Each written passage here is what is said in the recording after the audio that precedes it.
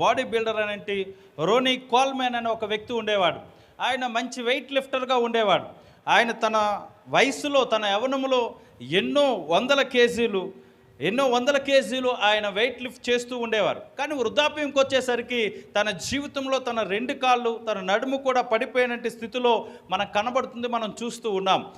మరణములోపు మన జీవితంలో ఎంత బలం ఉన్నప్పటికీ కూడా, మరణములోపు మన జీవితంలో ఎంత ధనం ఉన్నప్పటికీ కూడా, మరణములోపు మన బ్రతుకులో ఎన్ని పరిస్థితులు, ఎన్ని పదవులు మనకు ఉన్నసరికి కూడా మన జీవితంలో మరణము తప్పదు. కానీ మరణంలోపే ఏదైనా మనం చేయగలుగుతాం.